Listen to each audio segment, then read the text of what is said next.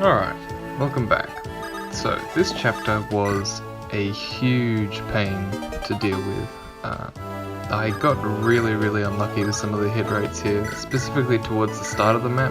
I developed a strategy fairly early on how to take care of these three soldiers and those fighters, but even with hit rates like this, 87, I missed a lot and I got hit a lot as well.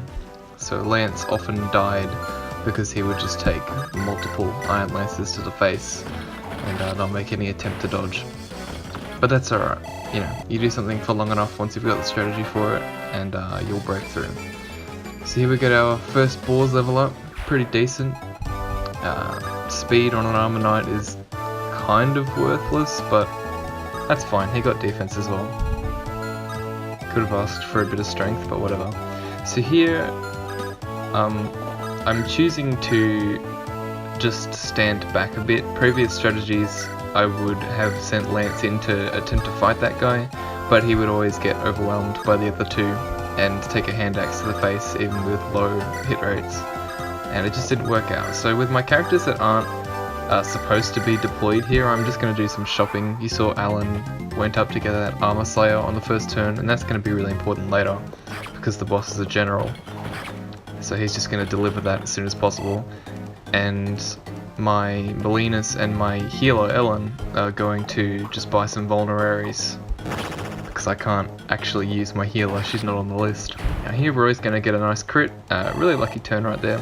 Didn't end up mattering a whole lot, but it's nice, you know, saves a turn. Saves some weapon durability.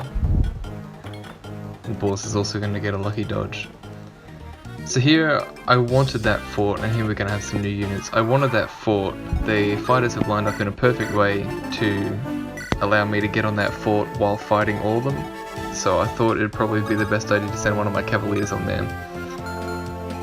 And here I'm going to be moving Lot and Deke and Shanna out of the range of all enemies. And what I did just there was to make sure that none of them can fight. So they're not stealing any experience if they somehow end up in range, or if I have to put them in range. Didn't end up mattering, but I'm just taking some precautions. So yeah, I send Marcus onto the fort because I figure he's the only one who can really properly deal with these fighters at the moment. Or at least he's the only one who can do significant damage to them. So I'll just finish off this fighter with Lance.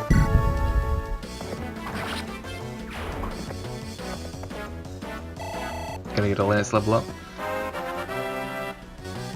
HP, skill, speed, luck. Pretty decent. Speed is good. Speed is definitely good. I remember on one of the earlier runs of this map that I did, Lance got an almost completely full level up, so almost every single stat, and so did Wolt on that run. But unfortunately, Ward took an axe to the face and died later on, so I had to reset. Ward is one of the fighters that just joined us down the bottom right, or I guess sort of bottom middle. And he's on the list of units that we're going to be using. So here Boars is showing how good he is by missing and not helping at all, so we're going to need Roy to finish off this soldier. Luckily Roy is a good lord, so he can do that. We're going to get a Roy level up as well. HP, skill, luck, def, reds. Some bulk is good, I like the defense, the rest of it's kind of whatever. So here I'm just buying vulneraries because I don't know how much extra healing I'm going to need. I will get Saul eventually, but I don't know exactly when. I don't know how much healing I'll need before that. So I just have them buy 5 vulneraries each. I figure that should be enough, and I'm going to send Alan up to get that shop as well. So here we're going to have Ward engage in some combat. Or Wade, or whatever it is that you want to call him. I'm probably just going to call these characters by the names that show up in-game. I know some of them aren't supposed to be like that, like Milady or Melody is Milady in this translation patch, but that's probably just what I'm going to call her because I'm used to it. So if that triggers you, I'm sorry. This is part of an example of hit rates in this game helping me out a whole lot. That guy didn't have a very high chance of hitting Wolt there, but he did. Granted, 48% is basically a coin flip, but still, would have been helpful if he didn't hit. So here I'm moving these guys up first just because I figure that there's no way I won't be able to take care of these two fighters and move forward. Otherwise I probably would have kept them where they are.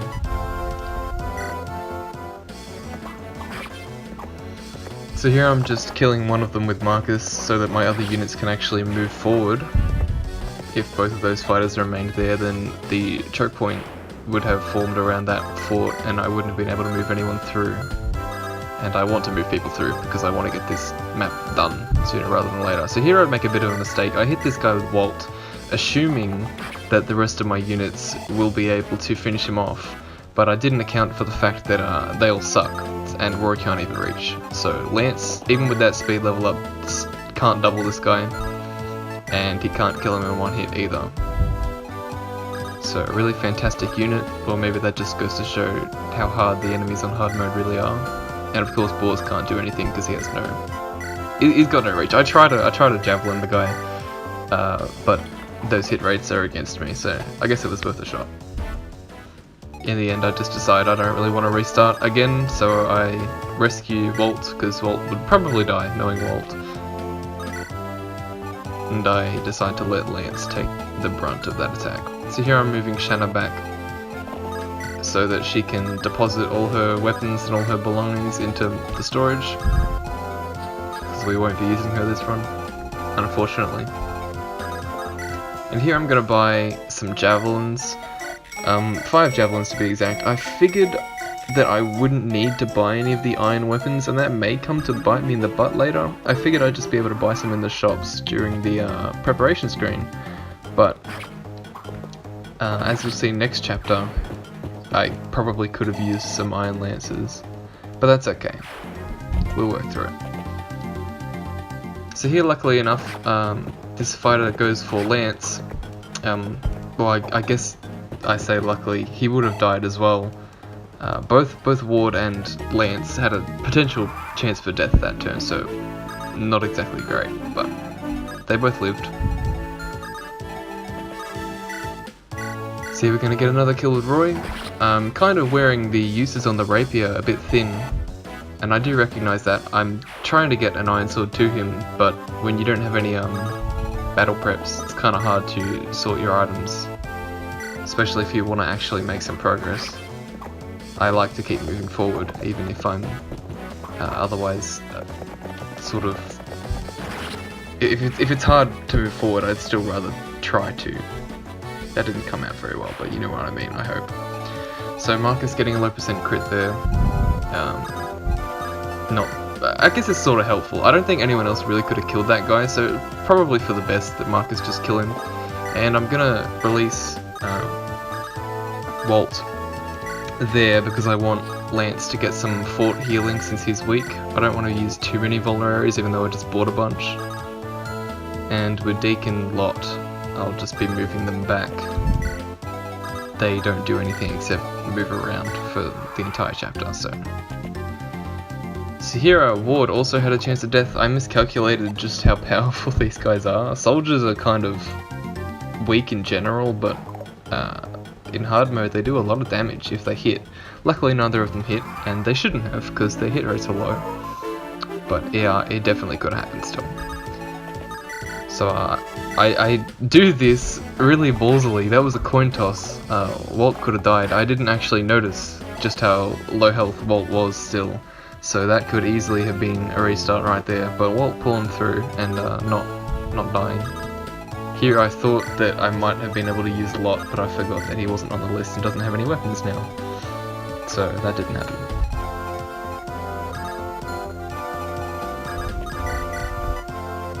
This turn's pretty simple. I'm going to use Ward to kill this soldier. He actually doubles, which is nice, and he does kill as well. And for an axe user, those hit rates are pretty decent. I guess he does have weapon triangle advantage, but even so, typically axes have lower hit. And Marcus will get the final kill on this soldier.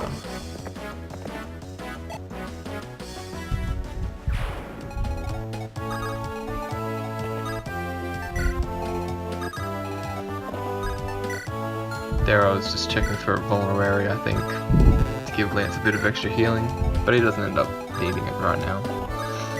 And don't ask me why, but I like to put my units in sort of tight configurations, trying to make a square over there. It doesn't matter, those guys aren't going to do anything or move for the rest of the chapter, but I just wanted them to look nice. I don't know. It's just something I do. See, we're taking this choke point. Being on the forts is really nice, because there's going to be quite a few rounds of combat here, since we don't really one-round any of these units. So being able to be healed at the start of every turn is really good. And here I'm going to finally heal Wolt, because honestly he probably should be dead at this point.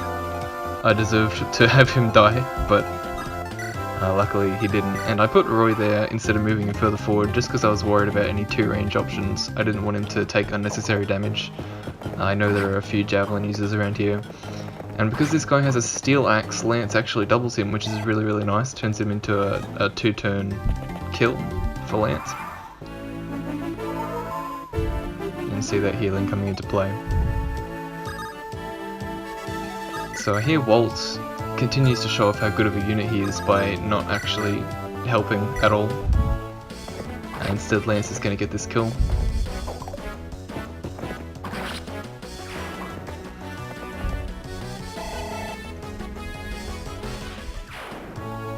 So here I've got a bit of a conundrum. I kind of want to kill all these guys this turn, but I recognise that it's kind of impossible.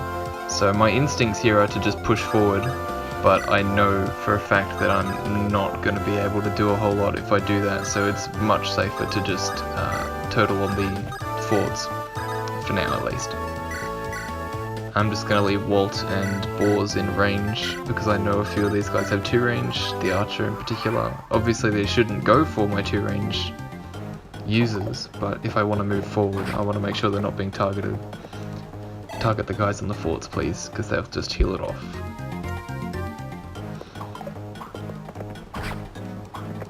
Avoid bonuses coming in here. Lance avoiding that hit like a champ. 99 XP, gotta love that.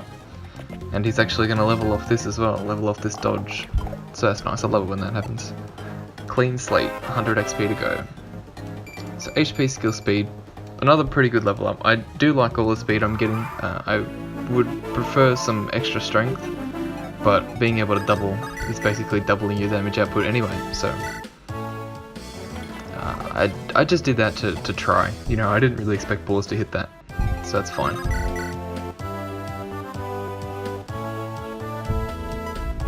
We'll get it with Wolt anyway. Soldiers are so bad that even Wolt will double them. And here is another Wolt level up.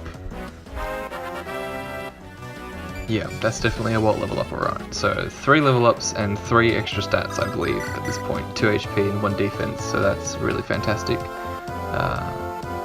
Really makes me sad for the level up I ended up losing earlier in the run. He got most of his stats up in one go. But oh well, that happens. Hopefully promotion will save him. So here, again I'm debating on whether or not to move forward. I really want to leave these forts. As you can see, I'm trying to figure out if I can kill everybody. If Marcus can kill this guy, then I think I can move forward fairly safely. And luckily Marcus connects with both those hits.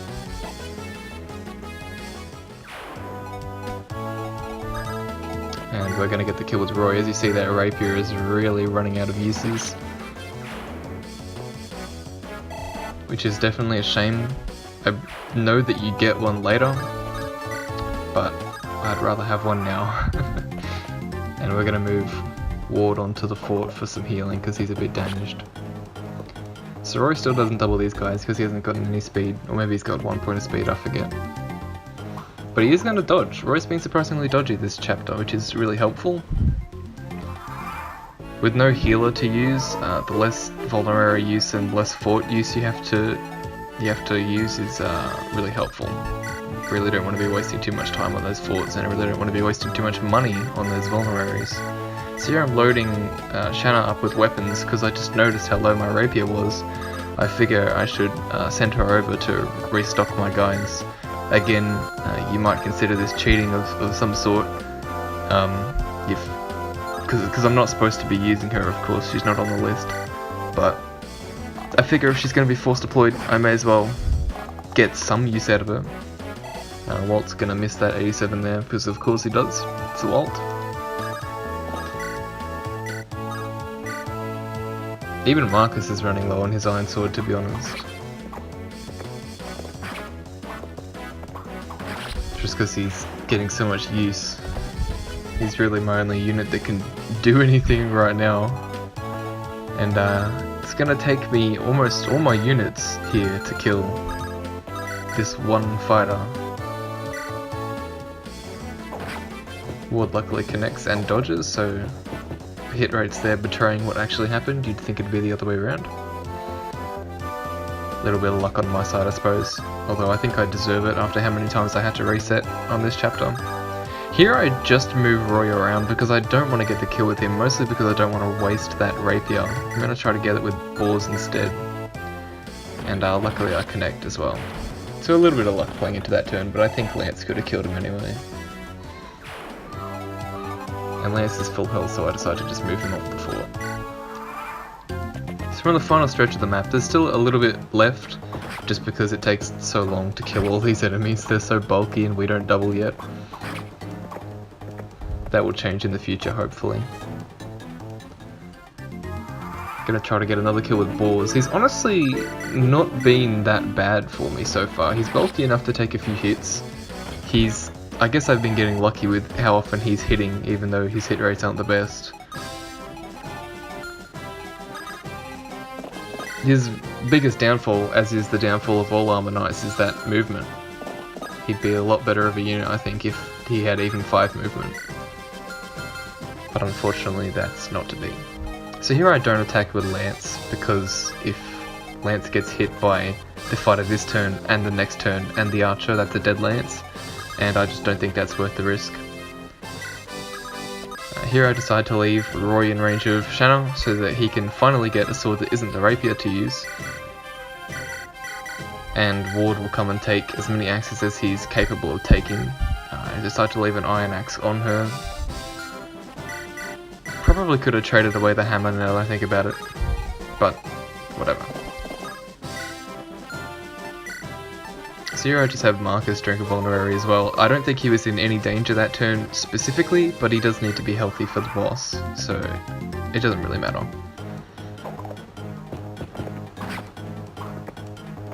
So with those 2 points of speed, Lance is actually going to start doubling these enemies, which is really, really good. Dramatically improves his damage output overall. Really, really helpful. So here, almost all of my units are too far away to help. Wolt can get some chip damage in, I suppose.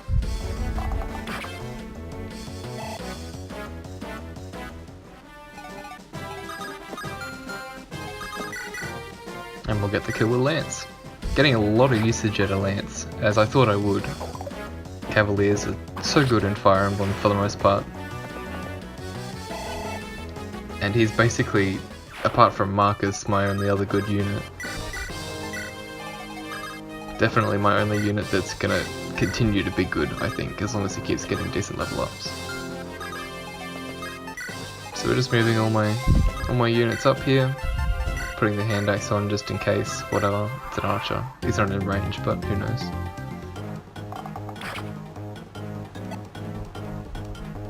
So yeah, you see there, if Lance had taken even one hit from that fighter he was fighting earlier, then he'd be dead right now, so that's why I didn't attack him on the first round.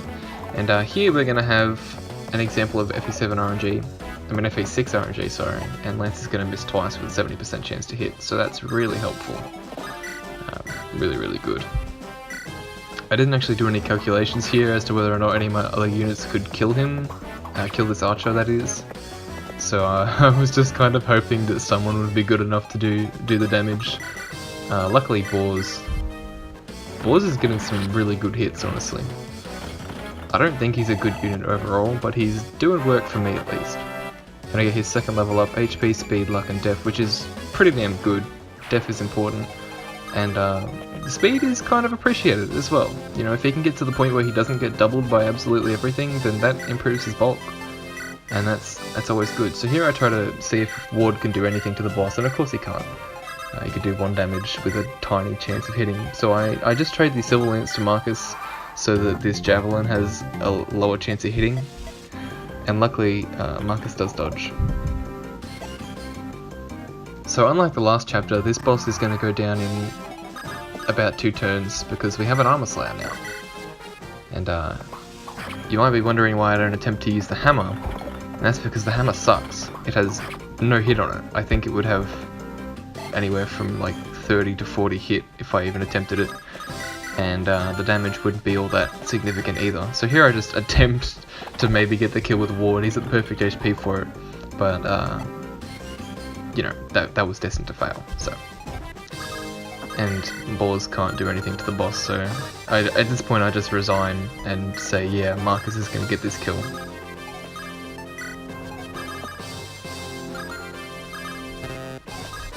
Which is pretty much exactly what happens. The chapter's over from here. There's nothing that can really go wrong. Marcus only has to hit one hit on this guy to kill him, and he has a pretty good chance of doing just that. Even with weapon triangle disadvantage, the Armor Slayer is so much better than the hammer. And we're gonna get our first Marcus level up. HP strength, actually really good. I think on my first run of this game, Marcus never got a single point of strength, so that's really promising. And that's the chapter. Thanks for watching, I'll see you on the next chapter.